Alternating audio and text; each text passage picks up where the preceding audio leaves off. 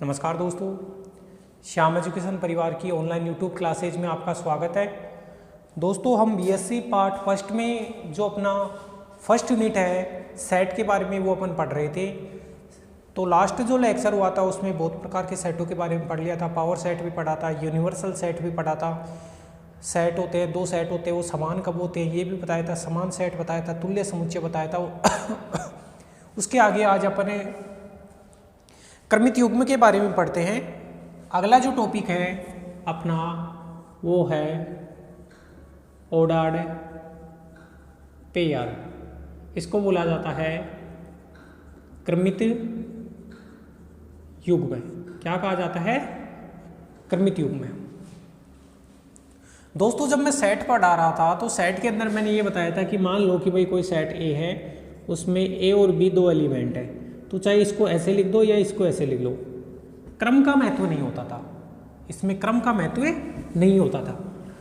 लेकिन क्रमित युग्म क्या है? देखो मैं लिखता हूं यहां दो अवयव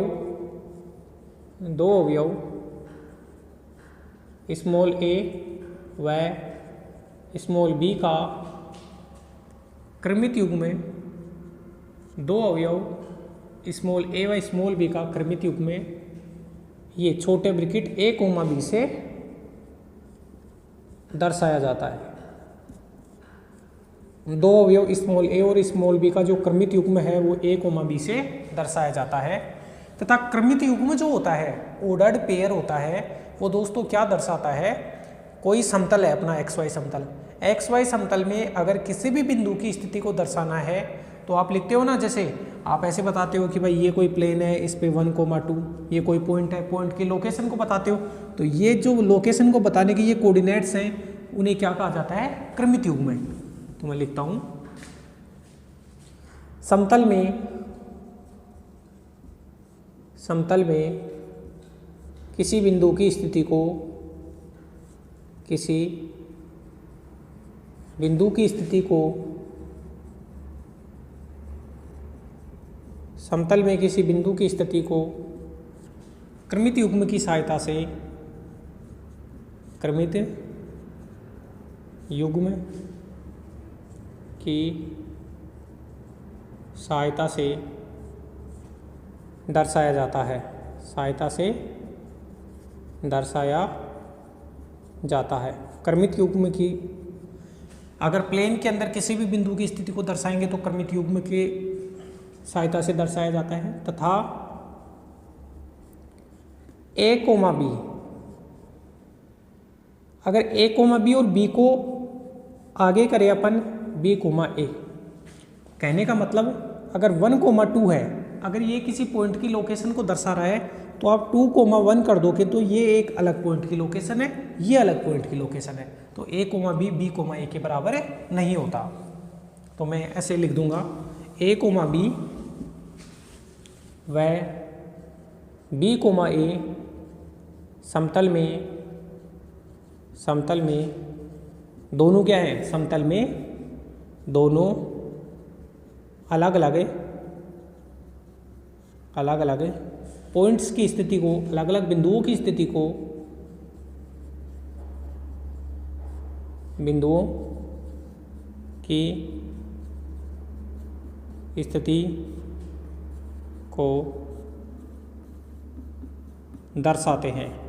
ए कोमा बी और बी कोमा ए है, वो दोनों अलग अलग पॉइंट की स्थिति को दर्शाते हैं। तो एक बार इतना उतारिए, फिर अपन आगे बढ़ते हैं।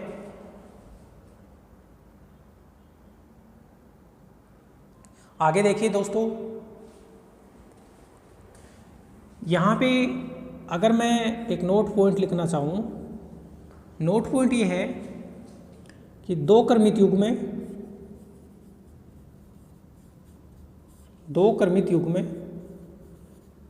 कौन कौन से? ए कोमा बी व बी कोमा ए, दो क्रमित युग्म ए कोमा बी व बी कोमा ए बराबर होते हैं यदि और केवल यदि और केवल यदि अब जैसे दो क्रमित युग्म है, ए कोमा बी है और सी कोमा यहाँ पे दो क्रमित युग्म ए कोमा बी है और एक है सी कोमा डी, ये भी एक क्रमित युग्म है, ये भी एक क्रमित युग्म है। तो दोनों क्रमित युग्म बराबर कब होंगे? बराबर तब होंगे जब इस क्रमित युग्म का पहला एलिमेंट तो इस क्रमित युग्म के पहले एलिमेंट के बराबर हो, कि ए बराबर तो सी हो और बी बराबर कितना होना चाहिए? डी। दो क्रमित युग्म में ए कोमा बी और सी कोमा डी बराबर कब होते हैं? यदि और केवल यदि इस क्रमित युग्म का पहला एलिमेंट इसके बराबर हो, ए बराबर सी और बी बराबर डी। ओके, एक डेफिनेशन आती है, अच्छा इतना उतारिए, फिर एक डेफिनेशन आती है क्रमित एन टुपल की परिभाषा आती है। क्या परिभाषा आती है दोस्तों? क्रमित N tuple.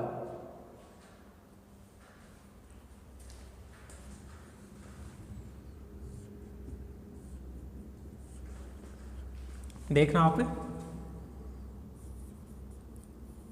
क्रमित N tuples, क्रमित N tuple. जैसे मान लो कि दो एलिमेंट है A1 A2, इसको तो बोला जाता है ऑर्डर्ड पेयर, ऑर्डर्ड पेयर। अगर तीन एलिमेंट हो जाए A1 A2 A3, अगर तीन एलिमेंट हो जाए तो दोस्तों इसको बोला जाता है three tuple, three tuples.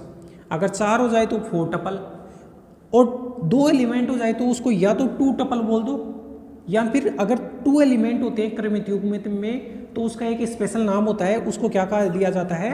Ordered pair कह दिया जाता है। तो दो एलिमेंट है तो या तो टू टपल बोल दो या ऑर्डर्ड पेयर, तीन एलिमेंट है तो थ्री टपल, फोर एलिमेंट है तो फोर टपल। तो मैं क्रमित एन टपल की बात करूं तो मैं लिखता हूं कि यदि A1 A2 AN आदि n अवयव हो तो n अवयव हो तो जो क्रमित एन टपल बनेगा, क्रमित एन टपल्स, वो क्या बनेगा? A1 A2 A3। भाई क्रम का महत्व होता है इसमें, AN, इसमें क्रम का महत्व होता है, इस कारण इसको क्रमित बोला जाता है। इतनी चीज़ें उतारिए दोस्तों। ऑर्डर्ड पेयर के मैंने बारे में बताया कि भाई दो एलिमेंट अगर आपके पास A और B हैं तो इनका ऑर्डर्ड पेयर A, B से दर्शाया जाता है। ये क्रमित युग्म क्या होता है? अगर आपको कोई पूछ ले कि क्रमित युग्म क्या होता है तो आपको बताना है कि क्रमित युग्म जो होता है वो समतल में किसी बिंदु की स्थिति को दर्शाता है। अब जैसे समतल में 1,2 पॉइंट है और 2,1 पॉइंट है, दोनों पॉइंट अलग अलग है ना, तो इसका मतलब A, B और B, A क्या होते हैं? दो अलग अलग बिंदुओं की स्थिति को दर्शाते हैं। अब जैसे दो क्रमित युग्म है A, B और C, D। अब ये दोनों बराबर तभी होते हैं जब दोनों क्रमित युग्म का पहला एलिमेंट बराबर हो और दूसरा एलिमेंट बराबर हो। और एक क्रमित एन टपल की परिभाषा बताई है, एन टपल में क्या एन एलिमेंट होते हैं। तो इतना उतारिए, फिर इसके आगे मैं Cartesian product of ordered pair बताऊंगा कि क्रमित युग्मों का गुणनफल। देखना है एक बार,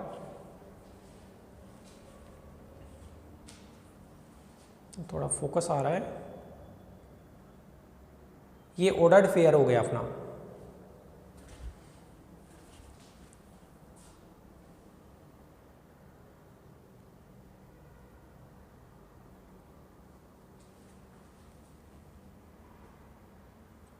सब ठीक है। चलो अगला जो पॉइंट है दोस्तों वो है दो समुच्चयों का कार्तीय गुणनफल, Cartesian product of two sets.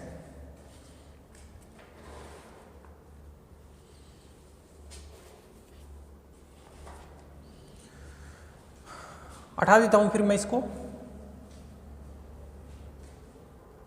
आप वीडियो को रोक कर देख लिया करो या स्क्रीनशॉट ले लिया करो।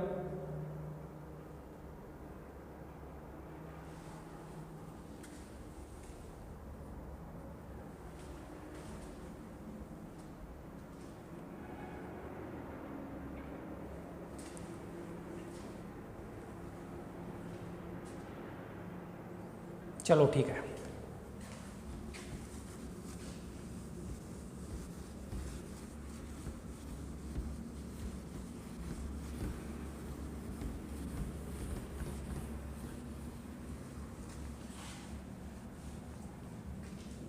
अब जो अगला टॉपिक है वो क्या है, कार्टेशियन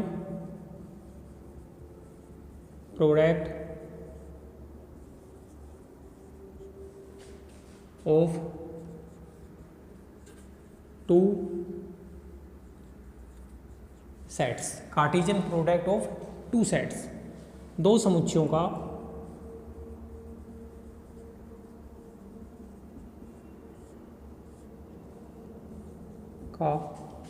कार्तीय गुणनफल। दो समुच्चयों का कार्तीय गुणनफल क्या होता है देखना। माना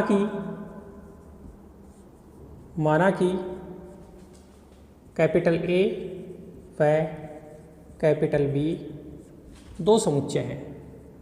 माना कि कैपिटल ए और कैपिटल बी क्या है, दो समुच्चय हैं। तब इनका कार्तीय गुणनफल, माना कि कैपिटल ए और कैपिटल बी, माना कि कैपिटल ए और कैपिटल बी दो सेट हैं, तब इनका कार्तीय गुणनफल ए क्रॉस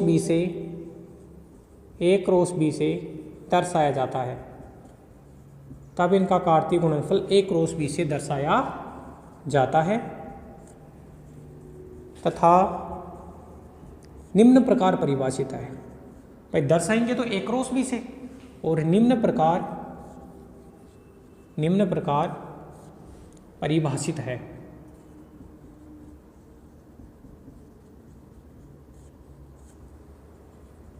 कैसे परिभाषित है? ए क्रॉस बी में दोस्तों जो एलिमेंट आते हैं, ए क्रॉस बी में एलिमेंट आते हैं वो क्रमित युग्म आते हैं। ए क्रॉस बी में जो एलिमेंट आते हैं वो ए कोमा बी टाइप के एलिमेंट आते हैं। जहाँ पहला एलिमेंट होता है क्रमित युग्म का वो तो पहले सेट का होता है, जहाँ पहला एलिमेंट होता है वो तो पहले सेट का होता है, और जो दूसरा एलिमेंट होता है वो दूसरे सेट का होता है। क्या बोला मैंने? ए क्रॉस बी में ए कोमा बी टाइप के एलिमेंट आते हैं जहाँ क्रमित युग्म का पहला एलिमेंट ए का होता है और दूसरा एलिमेंट बी का होता है। ये कहलाता है Cartesian product of two sets. इतना उतारिए, फिर अपन इसको एक दो एग्जाम्पल के माध्यम से बताते हैं कि दो सेट लेंगे और उनका कार्टेशियन प्रोडक्ट कैसे किया जाता है। तो इतना उतारिए फ्रेंड्स, दो समुच्चयों का कार्तीय गुणनफल, Cartesian product of two sets.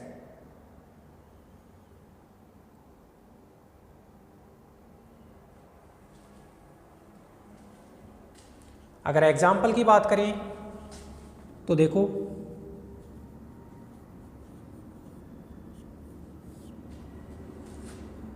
मान लो एक सेट ए लेता हूं जिसमें तो 1 और 2 दो एलिमेंट हैं, और एक सेट बी लेता हूं उसमें ए बी सी 3 एलिमेंट हैं। कैपिटल ए में तो 1 2 दो एलिमेंट और कैपिटल बी में 3 एलिमेंट हैं। आप ए क्रॉस बी करोगे, ए का बी से करोगे, तो बताओ ए क्रॉस बी में जो क्रमित युग्म आएंगे उसमें पहला एलिमेंट तो ए का है, तो 1 तो पहले ए के साथ आ जाएगा, तो 1A 1B और 1C। 1A के साथ गया, 1B के साथ गया, 1C के साथ। फिर 2 को भी ऐसे ही करो, 2A 2B 2C। ए क्रॉस बी निकाल लिया। अगर दोस्तों बी क्रॉस ए निकालने की जरूरत पड़े, बी क्रॉस ए, तो देखिए बी क्रॉस ए में पहला एलिमेंट किसका आएगा? बी का, और पीछे वाला एलिमेंट किसका आएगा? ए का। तो बी का पहले एलिमेंट उठाओ ए, तो बी को पहले तो 1 के साथ लिखो, सॉरी ए को उठाया A1 और A2, A1 और A2। ऐसे ही बी को ले लो, B1 B2। ऐसे ही सी को ले लो, C1 C2। ये आ गया। ये आपने ए क्रॉस बी परिभाषित किया, ये आपने बी क्रॉस ए परिभाषित किया। लेकिन एक चीज देखिए दोस्तों, ये 1,2 और ये 1,A और A,1 ये दोनों अलग अलग पॉइंट की लोकेशन को दर्शाते हैं। तो ये दोनों अलग हैं, इसी प्रकार ये दोनों भी अलग हैं। तो मैं कह सकता हूँ कि A cross B not equal to B cross A. A cross B not equal to B cross A. इसका मतलब ये हुआ कि ये जो कार्टेशियन प्रोडक्ट अपन कर रहे हैं ना वो कम्यूटेटिव नहीं होता है, कम्यूट नहीं करता है। आप ए को बी से करोगे तो कुछ अलग रिजल्ट आता है और बी को ए से करोगे तो कुछ अलग रिजल्ट आता है, ये कम्यूट नहीं करता है। तो आप इस एग्जाम्पल को भी उतार लीजिए। फिर दोस्तों अपन आगे बढ़ते हैं।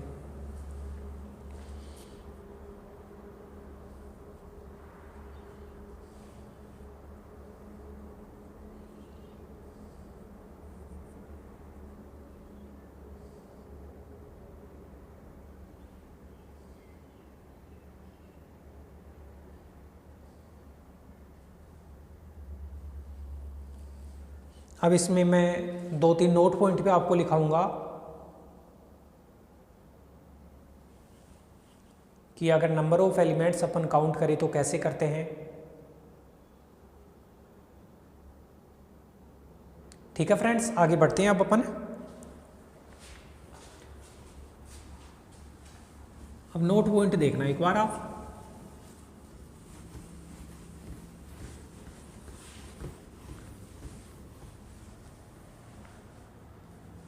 या नोट पॉइंट से पहले एक एग्जाम्पल और लिख लूँ मैं, देखना एक एग्जाम्पल है जिसे 1 2 2 3 1 2 3 एक एग्जाम्पल और है, इंपॉर्टेंट है देखना। अगर जैसे अभी तो मैंने 2 सेटों को गुणा करना सीखा है, और अगर 3 सेट हो, मान लो ए में तो 1 2 एलिमेंट है, बी में एलिमेंट है 3 4 और सी में एलिमेंट है ए बी सी। ये है ए बी सी, अपने 3 सेट हैं, इनको गुणा करना है, आपको निकालना है। देन फाइंड ए क्रॉस बी क्रॉस सी, ये निकालना है। ओके, तो देखिए दोस्तों, आप ए क्रॉस बी क्रॉस सी करोगे। अब ए क्रॉस बी क्रॉस सी करोगे तो बताओ एलिमेंट कैसे होंगे, 3 टपल के रूप में होंगे। पहले ए का पहला एलिमेंट 1, फिर बी का पहला एलिमेंट 3 और सी का पहला एलिमेंट ए। ठीक है, अब क्या करो, 1 3 को तो फिक्स करो, इनको चेंज करते जाओ तो 3 एलिमेंट बन के आ जाएंगे यहाँ से। कैसे, ये तो क्रमिक युग्म का पहला एलिमेंट, ऐसे 1 3 बी और 1 3 सी। तो 1 को 3 को फिक्स किया तो 3 एलिमेंट हो गए। अब देखो, इस 1 को तो फिक्स करो और इस 3 की जगह 4 कर दो तो 1 4 ए, तो पहला एलिमेंट ए का, दूसरा एलिमेंट बी का और तीसरा एलिमेंट किसका होना चाहिए, सी का। तो 1 4 ए 1 4 बी 1 4 सी, ऐसे 3 एलिमेंट बन गए।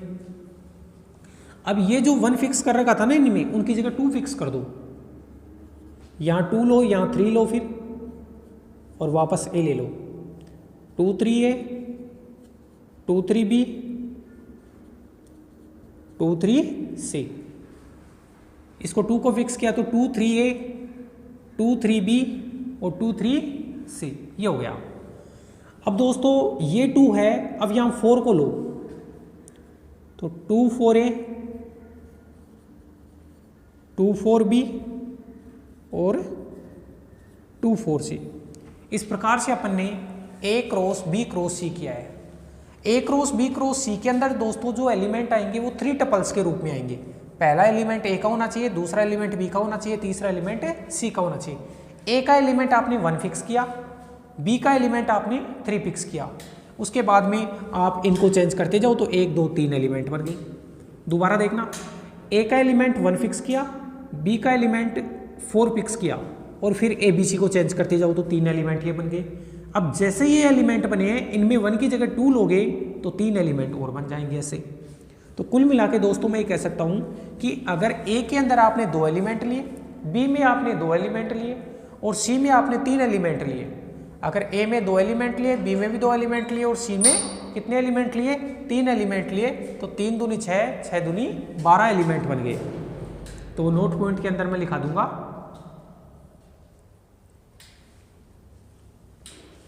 तो एक बार इस एग्जाम्पल को उतारना, नोट पॉइंट्स जो चलेंगे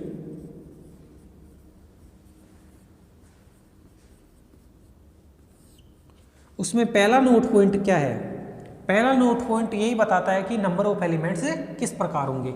मैं मान लेता हूं दोस्तों, यदि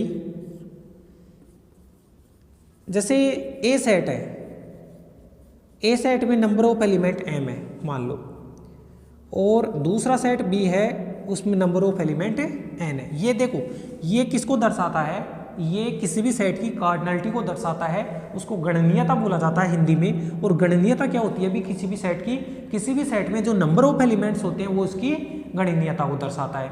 तो ए सेट में m एलिमेंट है, बी सेट में n एलिमेंट है, तो आप a क्रॉस b करोगे, a क्रॉस b करोगे तो कितने एलिमेंट आएंगे, mn।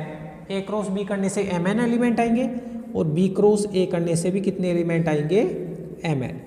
जैसे अभी एक एग्जांपल कर रहे थे, उसमें ए सेट में 2 एलिमेंट थे, बी सेट में 3 एलिमेंट थे, तो ए क्रॉस बी में 6 एलिमेंट आए थे ना। तो ए क्रॉस बी में ये जो मापांक लग रहा है, इसका मतलब मापांक नहीं है, इसका मतलब ये है कि नंबर ऑफ एलिमेंट, इसको गणनीयता बोला जाता है। अभी लिखा दूंगा इसकी परिभाषा अलग से। तो mn हो गया और b क्रॉस से भी कितना हो गया, mn। इतना उतारिए आप, शायद गणनीयता की परिभाषा पहले मैंने बता दी थी, तो देख लीजिए आप। अगर इसमें कुछ प्रॉब्लम है तो दोस्तों बताइए, ओके। अगर नहीं भी बताई थी तो देख लो। गणनीयता की परिभाषा, गणनीयता इसको बोला जाता है कार्डिनलिटी। क्या बोला जाता है, इसको बोला जाता है कार्डिनलिटी। कार्डिनलिटी क्या होता है, किसी सेट ए में उपस्थित, किसी सेट ए में उपस्थित अवयवों की संख्या, अवयवों की संख्या, किसी सेट ए में उपस्थित अवयवों की संख्या उसकी गणनीयता कहलाती है, उसकी गणनीयता कहलाती है।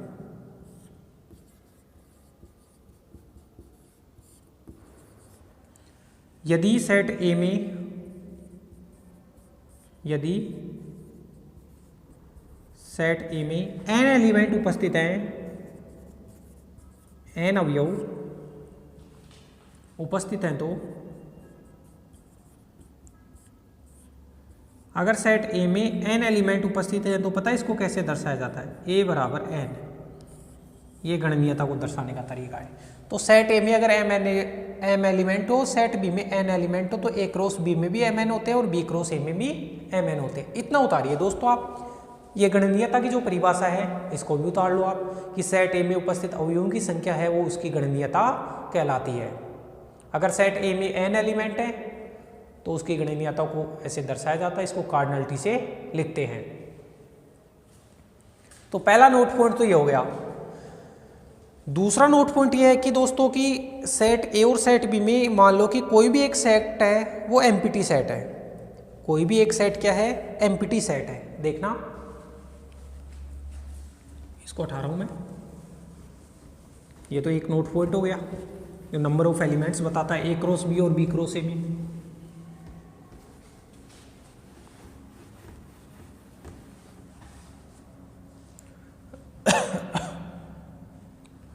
दूसरा नोट पॉइंट जो है वो क्या है, यदि सेट ए या सेट बी में, सेट ए या सेट बी में, समुच्चय ए या समुच्चय में कोई भी एक समुच्चय, इन दोनों समुच्चयों में कोई भी एक समुच्चय, यदि सेट ए और सेट बी में कोई भी एक समुच्चय रिक्त समुच्चय हो,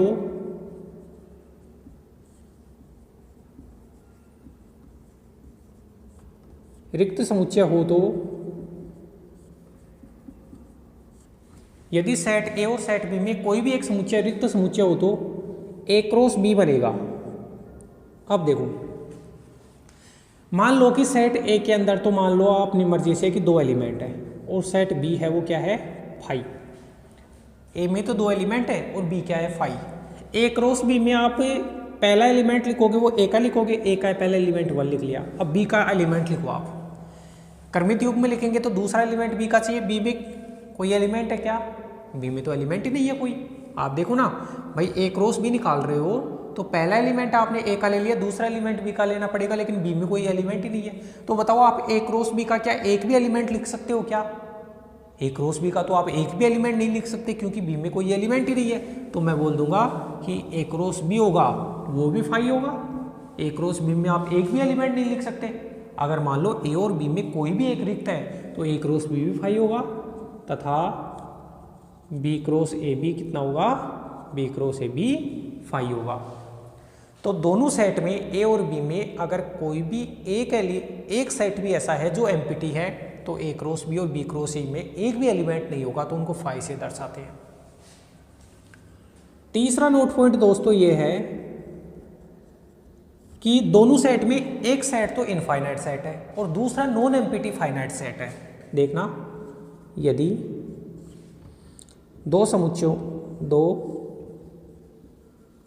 समुच्चयों कैपिटल ए व कैपिटल बी में, यदि दो समुच्चयों कैपिटल ए व कैपिटल बी में कोई भी एक समुच्चय है, दो समुच्चय कैपिटल ए व कैपिटल बी में कोई भी एक समुच्चय अपरिमित, कोई भी एक समुच्चय अपरिमित इनफाइनाइट, वह दूसरा समुच्चय कोई दो सेट हैं ए और बी, उसमें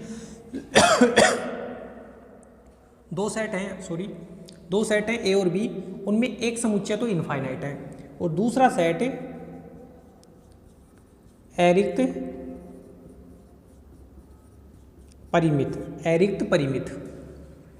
परिमित बोले तो इसको ब्रैकेट में बोले तो नॉन एम्प्टी फाइनाइट सेट। दो समुच्चय कैपिटल ए और कैपिटल बी में कोई भी एक समुच्चय तो इनफाइनाइट और दूसरा समुच्चय अरिक्त परिमित समुच्चय हो,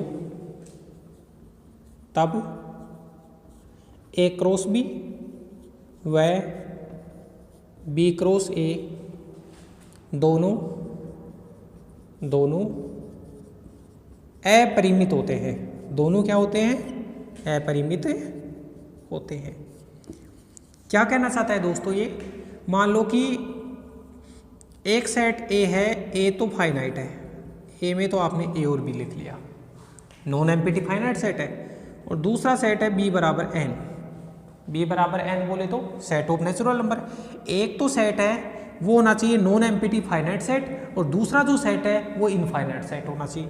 तो ये इनफाइनाइट सेट हो गया नेचुरल नंबर का सेट, 1 2 3 4 ऐसे चलता रहेगा।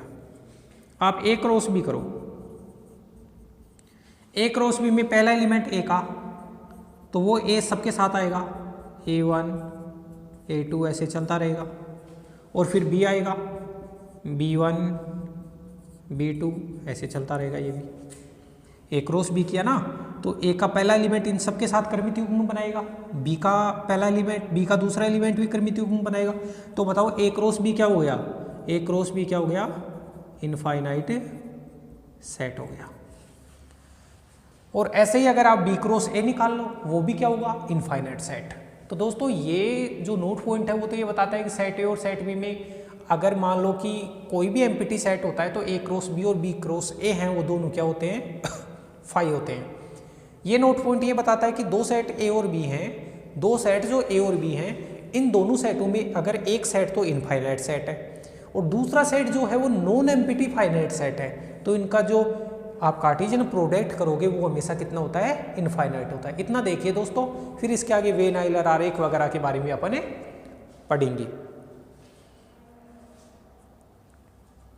इसमें कोई प्रॉब्लम है तो बताइए आप, उसका सॉल्यूशन करते हैं अपन।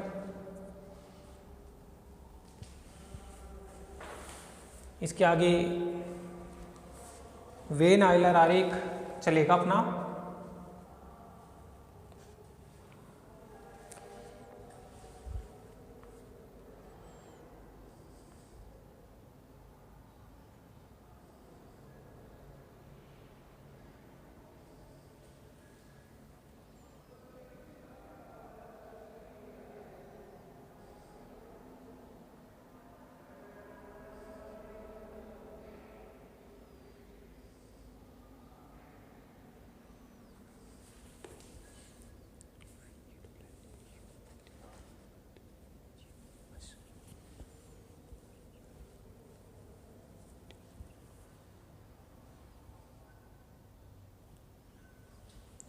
ओके फ्रेंड्स, अपन आगे बढ़े।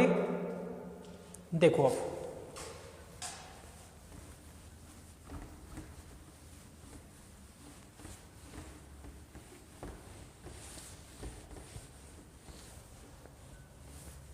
अगला जो टॉपिक है अपना वेन आइलर आरेख। वेन आइलर आरेख, वेन आइलर आरेख, when Euler's diagram, when Euler आरेख।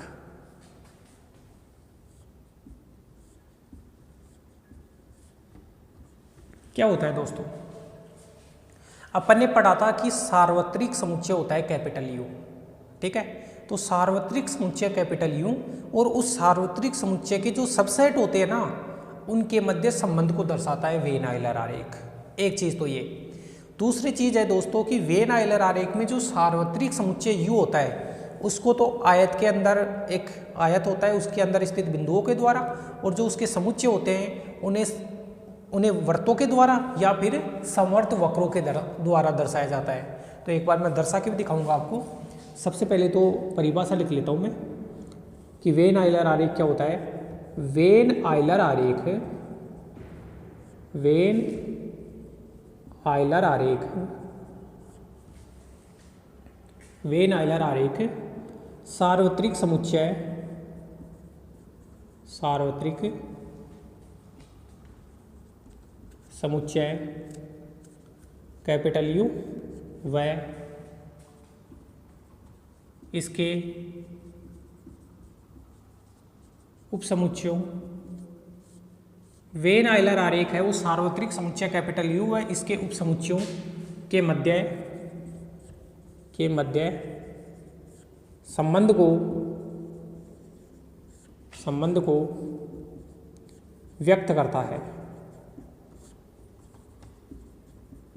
वेन आइलर जो आरेख है वो सार्वत्रिक समुच्चय कैपिटल यू और जो इसके उपसमुच्चय होते हैं उनके मध्य जो संबंध होता है उसको व्यक्त करता है। वेन आइलर आरेख में, वेन आइलर आरेख में सार्वत्रिक समुच्चय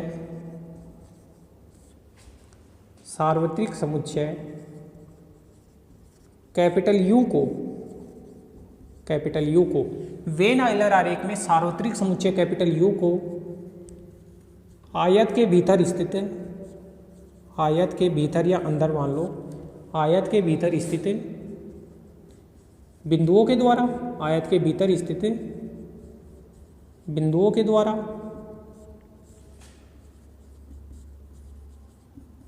तथा कैपिटल यू के जो उपसमुच्चय होंगे, सार्वत्रिक समुच्चय के उपसमुच्चय तथा यू के उपसमुच्चयों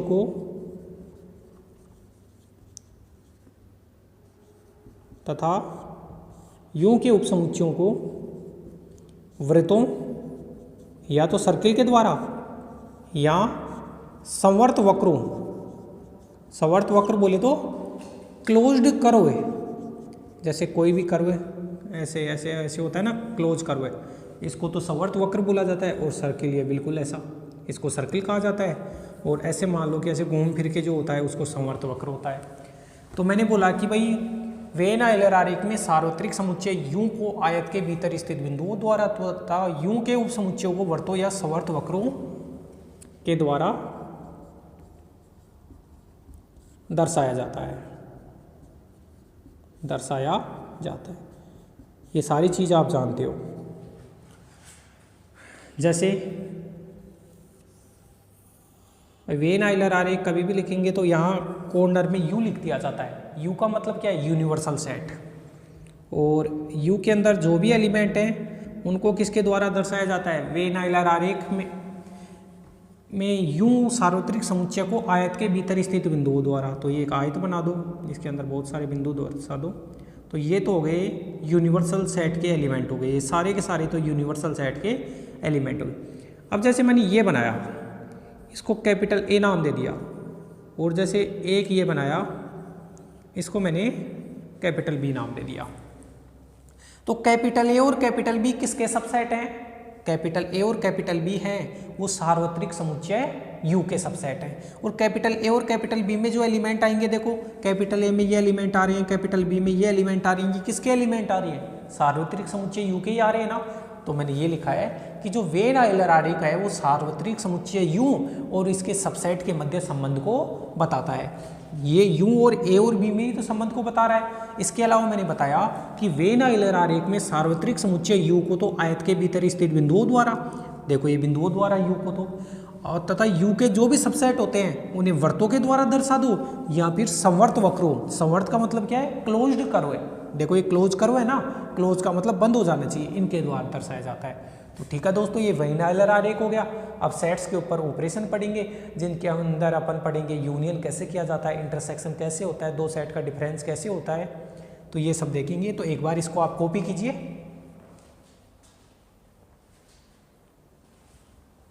इसको एक बार आप कॉपी कीजिए फ्रेंड्स।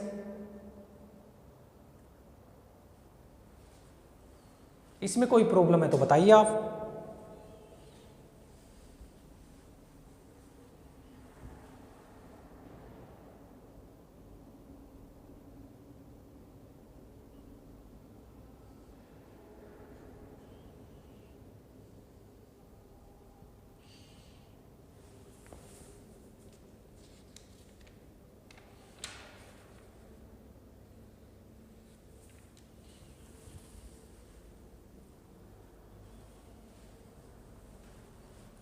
ठीक है, तो पढ़े आगे।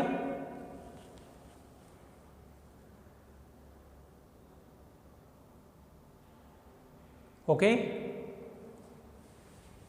देखिए दोस्तों, इसको हटा रहा हूं मैं।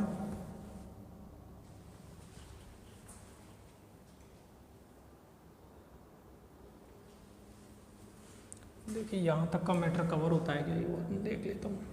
डॉट दिख रहा है क्या?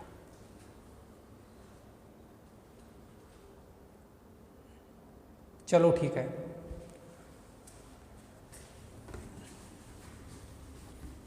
अब इम्पोर्टेंट टॉपिक है एक,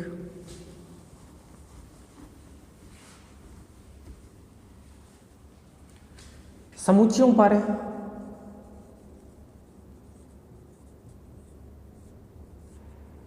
पर आधारभूत संक्रियाएं, आधारभूत संक्रियाएं, समुच्चयों पर आधारभूत संक्रियाएं। हिंदी में क्या बोला जाता है इसको?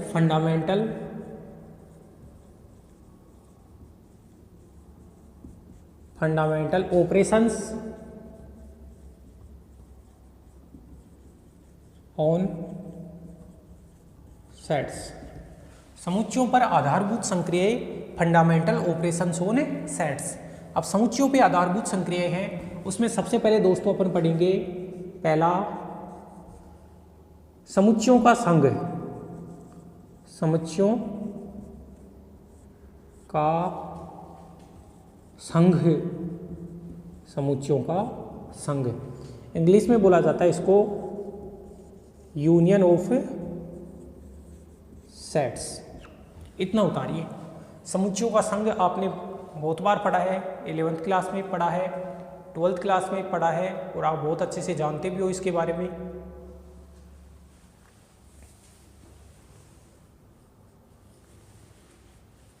तो समुच्चयों का संघ कैसे परिभाषित करेंगे? मान लेंगे कि ए और बी क्या है? दो सेट है। देखना मैं लिखता हूं, माना कैपिटल ए व कैपिटल बी दो समुच्चय हैं। माना कैपिटल ए और कैपिटल बी क्या है? दो समुच्चय हैं। तब इनका संघ, माना कि कैपिटल ए और कैपिटल बी दो समुच्चय हैं, तब इनका संघ ए यूनियन बी से दर्शाया जाता है। तब इनका संघ ए यूनियन बी से दर्शाया जाता है तथा ए यूनियन बी में वे अवयव उपस्थित होते हैं, वे अवयव, तब इनका संघ ए यूनियन बी से दर्शाया जाता है तथा ए यूनियन बी में वे अवयव उपस्थित होते हैं, उपस्थित होते हैं जो या तो ए में है, या तो ए यूनियन बी में वे अवयव उपस्थित होते हैं जो या तो ए में उपस्थित है, जो या तो ए में उपस्थित है या बी में उपस्थित है, या बी में उपस्थित है, या फिर या दोनों समुच्चयों में उपस्थित है, दोनों समुच्चयों में उपस्थित है।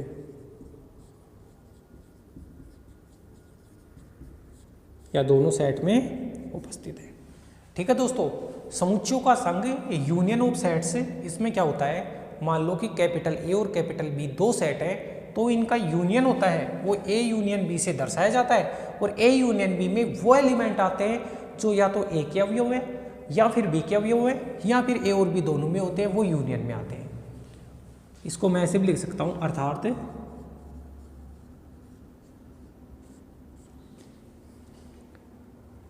ए यूनियन बी में अगर एक्स एलिमेंट आ रहा है, ए यूनियन बी में अगर एक्स एलिमेंट आ रहा है, ए यूनियन बी में अगर एक्स एलिमेंट आ रहा है, तो एक्स एलिमेंट या तो ए का होगा या फिर एक्स एलिमेंट बी का होगा।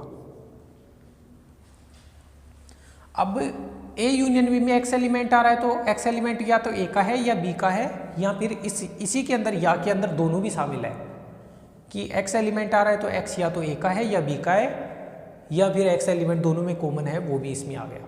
ये ए यूनियन बी लिखा जाता है। एग्जाम्पल, तो ये तो बहुत आसान है। एग्जाम्पल नंबर 1 देखिए। फर्स्ट एग्जाम्पल ये है कि आपने ए बराबर मान लिया 1 3 5 7 9 ओड नेचुरल नंबर, और बी बराबर माना 2 4 6 8 इवन नेचुरल नंबर। आपने तो वुड नेचुरल नंबर और इवन नेचुरल नंबर, तो ए यूनियन बी करोगे तो बताओ फिर पूरा का पूरा क्या आ जाएगा, नेचुरल नंबर का सेट आ जाएगा। 1 2 3 4 5 6 7, एक ही हो गया। एग्जाम्पल नंबर 2 की बात करें तो सेट ए में मान लो कि एलिमेंट ले लिए 1 3 2 4, और सेट बी में एलिमेंट ले लिए 3 4 6 8, मन मर्जी से कुछ मान लो, दो सेट ले लिए।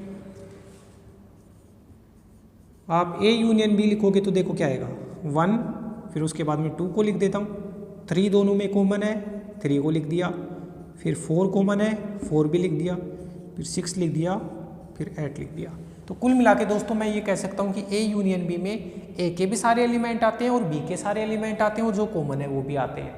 ठीक है, ये सारी चीज़ हो गई, इसको उतारिए। अगर इसमें कोई भी डाउट है तो दोस्तों बताइए आप। अगर मैं इसका वेन आइलर आरेख भी बनाना चाहूँ तो वो भी देखना एक बार कि इसका यूनियन का वेन आइलर आरेख, वेन आइलर आरेख, भाई प्रत्येक का वेन आइलर आरेख देखेंगे तो जो यूनियन का वेन आइलर आरेख है वो क्या है देखना।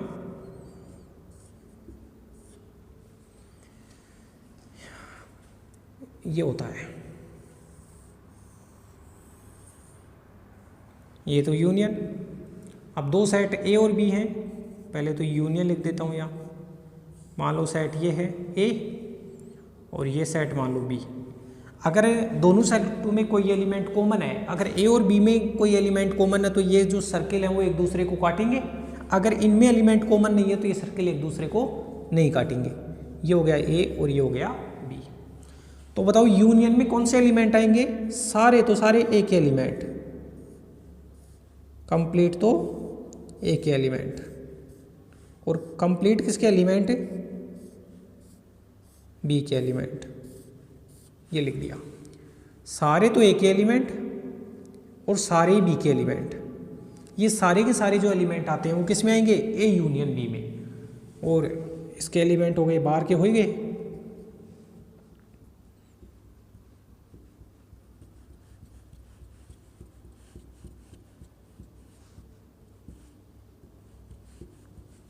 ये हो गया। तो ये ए यूनियन बी का वेन आइलर आरेख है। इसमें ए के सारे एलिमेंट आ गए, बी के आ गए, और दोनों के जो कॉमन है वो भी आ गए। इतना उतारिए दोस्तों। इसमें किसी को कोई डाउट है तो आप बताइए। आप वीडियो को रीस्टार्ट करके देख लिया करो। फिर भी अगर आपको कुछ चीज़ समझ में नहीं आती है तो आप कमेंट बॉक्स में डाल दिया करो। और ये सारी चीज़ें आपकी बहुत पहले पढ़ी हुई हैं छोटी क्लासों में, तो आपको डाउट तो वैसे ही नहीं होना चाहिए। अब कुछ वेन आइलर आरेख तो अपन ने पढ़ लिया यूनियन का। अब कुछ ऑपरेशन है वो भी मैं बता देता हूँ।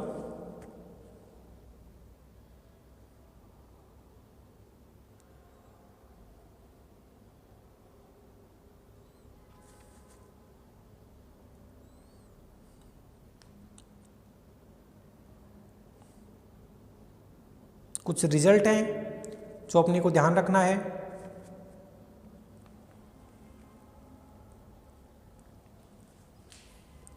तो चलो फिर हटा देता हूं मैं इसको।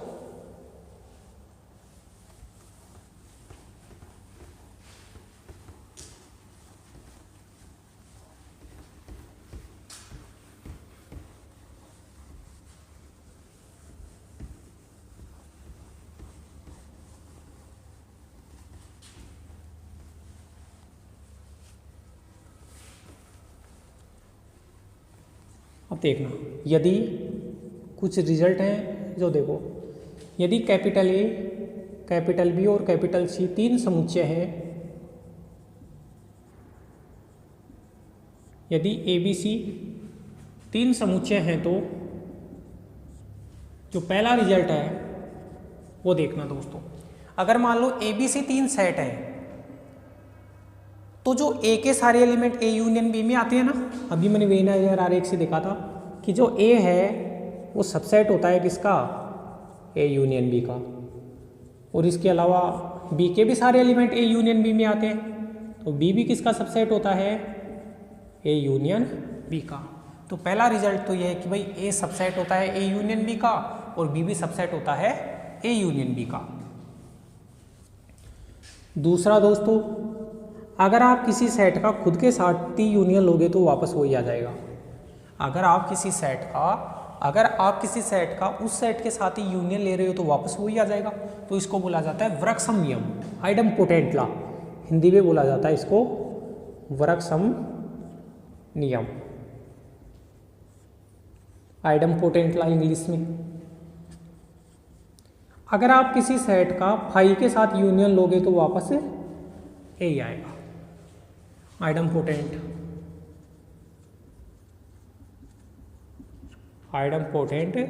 लॉ। अगर कोई सेट है उस सेट का फाई के साथ यूनियन लोगे तो वापस वही सेट आ जाएगा, तो इसको बोला जाता है तत्समक नियम। क्या बोला जाता है, तत्समक नियम। तत्समक नियम, अरे तत्समक में ऐसे पढ़ा ना था, एलिमेंट और आइडेंटिटी, तो एलिमेंट आता है तो ए यूनियन फाई करने से वापस ए आएगा, तो ए के जैसा ही आ गया ना वापस, तो तत्समक उसके जैसा। इसको बोला जाता है आइडेंटिटी लॉ। ये हो गया। चौथा देखो दोस्तों, ए का यूनियन करो आप यूनिवर्सल के साथ। इस यू को बड़ा लिख रहा हूं मैं। इस यू का तो मतलब यूनियन और यू का मतलब यूनिवर्सल, सार्वत्रिक समुच्चय। तो बताओ फिर क्या आएगा, सार्वत्रिक समुच्चय आएगा। तो ये क्या है, लिख देता हूं मैं, सार्वत्रिक समुच्चय। अगर ए का आप यूनियन करोगे यूनिवर्सल के साथ में तो अपना वापस यूनिवर्सल आएगा। पांचवा जो नियम है दोस्तों, ए यूनियन बी करोगे। अगर अपने पास दो सेट हैं ए और बी, तो आप ए यूनियन बी करो चाहे बी यूनियन ए करो, चाहे आप ए और बी का यूनियन निकालो, चाहे आप बी और ए का यूनियन निकालो, दोनों क्या आएंगे, बिल्कुल सेम आएंगे। और इसको बोला जाता है क्रम विनिमयता नियम। क्या बोला जाता है? क्रम विनिमयता नियम। इंग्लिश में बोले तो कम्यूटेटिव नियम, कम्यूटेटिव लॉ। क्रम विनिमयता नियम हो गया। ए यूनियन बी बराबर बी यूनियन ए हो गया। 6 देखो दोस्तों, अगर आपने ए का बी के साथ यूनियन किया और फिर जो आया उसका सी के साथ यूनियन किया, आपने ए का बी के साथ यूनियन किया, फिर जो बना वो सी के साथ यूनियन किया। चाहे आप ए को आगे निकाल लो, पहले बी और सी का यूनियन कर लो और उसके बाद में ए का यूनियन कर लो। दोबारा देखो, आपने ए और बी का यूनियन किया, फिर जो बना उसका सी के साथ यूनियन कर दिया। यहाँ आपने बी और सी का पहले यूनियन किया और फिर इसका ए के साथ में यूनियन किया, तो भी जो मान होता है वो क्या होता है? बराबर। और इस नियम को बोला जाता है क्या? साहचर्यता नियम। क्या बोला जाता है? साहचर्यता नियम। इंग्लिश में बोला जाता है इसको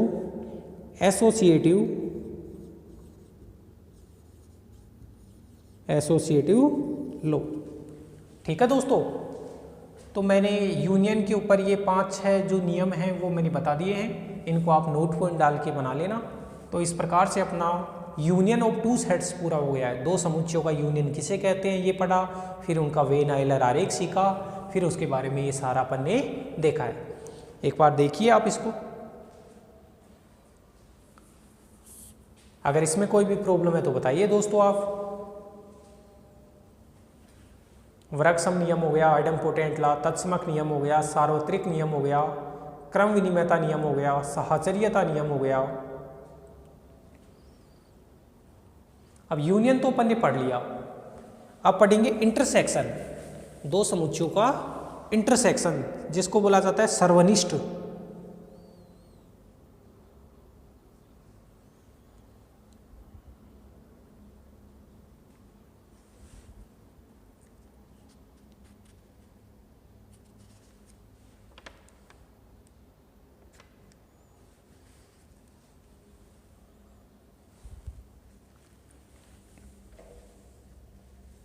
ठीक है, तो इंटरसेक्शन ऑफ टू सेट्स हटा देता हूं फिर मैं इसको। ओके दोस्तों,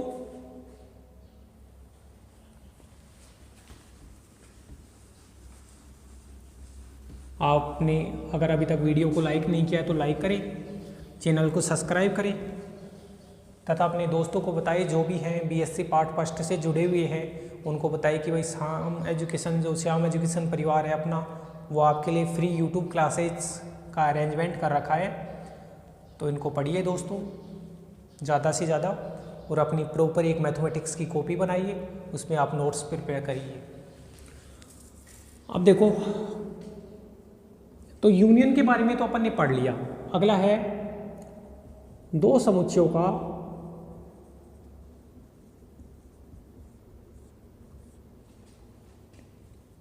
सर्वनिष्ठ। दो समुच्चयों का सर्वनिष्ठ, इंग्लिश में क्या बोला जाता है इसको? सर्वनिष्ठ को बोला जाता है intersection. Intersection of two sets, दो समुच्चयों का सर्वनिष्ठ। इंटरसेक्शन क्या होता है? सब जानते हैं कि ए इंटरसेक्शन बी से दर्शाया जाता है और वो एलिमेंट आते हैं जो दोनों सेट में कॉमन होते हैं। तो मैं लिख देता हूं, यदि कैपिटल ए व कैपिटल बी दो समुच्चय हैं तो यदि कैपिटल ए और कैपिटल बी दो समुच्चय हैं तो इनका सर्वनिष्ठ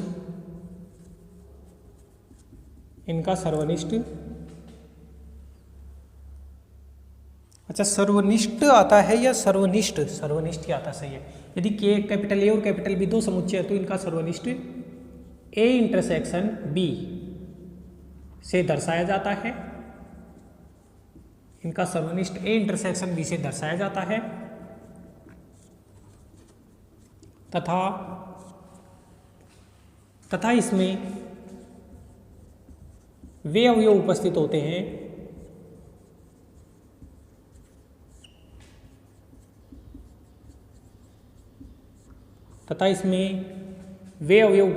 हैं जो क्या है, जो दोनों समुच्चयों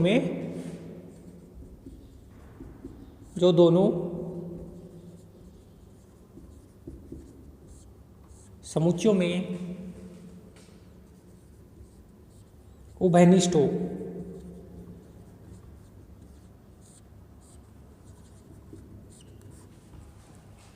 क्या बोला मैंने दोस्तों कि कैपिटल ए और कैपिटल बी दो सेट है, कैपिटल ए और कैपिटल बी दो सेट है, तो उनका जो इंटरसेक्शन है वो ए इंटरसेक्शन बी से दर्शाया जाता है, और ए इंटरसेक्शन बी में वो एलिमेंट आते हैं जो दोनों सेट में क्या है, कॉमन है।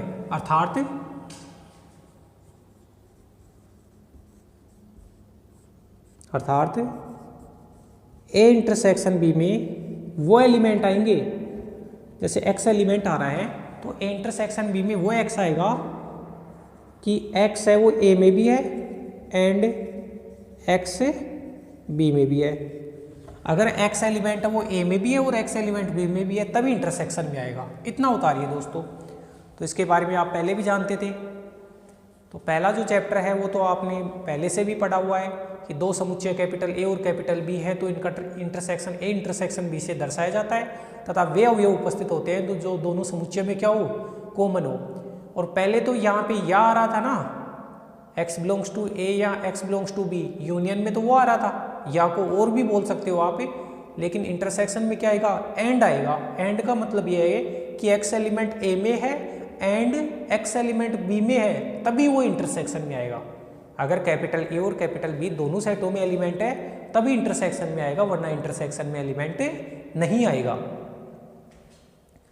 एग्जाम्पल देखिए दोस्तों,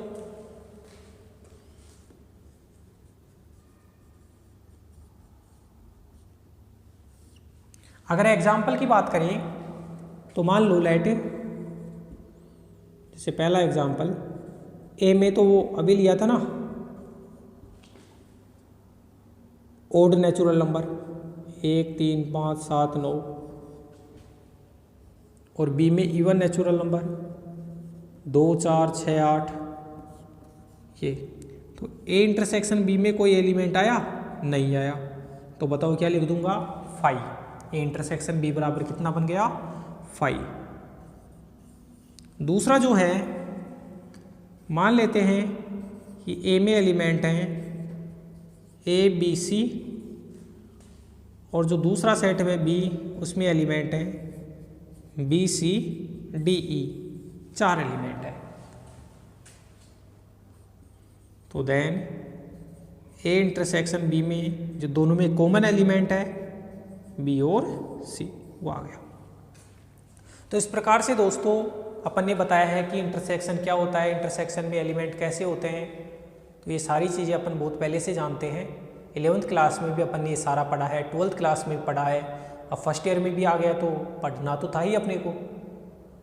इस प्रकार से अपन ने इनको कर लिया। अब जैसे अपन ने यूनियन का वेन आइलर आरेख बनाया था, वैसे ही क्या करेंगे, इंटरसेक्शन का भी वेन आइलर आरेख बनाएंगे। तो मैं क्या लिखूंगा, वेन आइलर आरेख। क्या लिखूंगा, वेन आइलर आरेख। वेन आइलर आरेख, वेन आइलर आरेख बनाइए। आयत से दर्शा दिया यूनिवर्सल सेट। इंटरसेक्शन है तो कॉमन एलिमेंट आएंगे, भाई सेट काटेंगे एक दूसरे को। तो ए इंटरसेक्शन बी में, ए इंटरसेक्शन बी का वेन आइलर आरेख। ए इंटरसेक्शन बी में दोस्तों वो एलिमेंट आते हैं जो ए और बी दोनों में कॉमन है, तो ये वाले।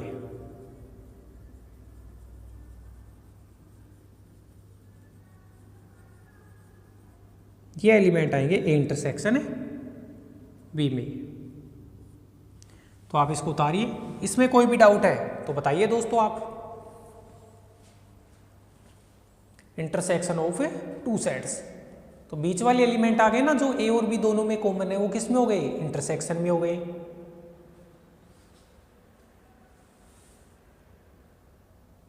अब क्या करेंगे दोस्तों, अपने वही नोट पॉइंट जो अभी अपन ने पढ़े थे, यूनियन के अंदर पढ़े थे, 3 सेट ABC लेके,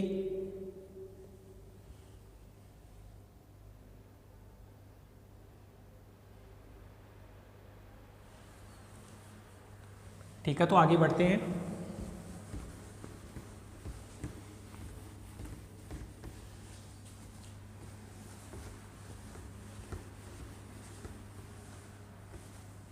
देखना क्या है,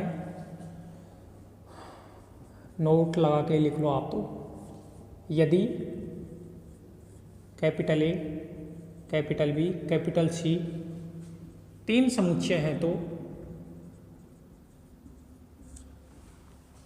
यदि capital A, capital B, capital C 3 समुच्चय हैं, तो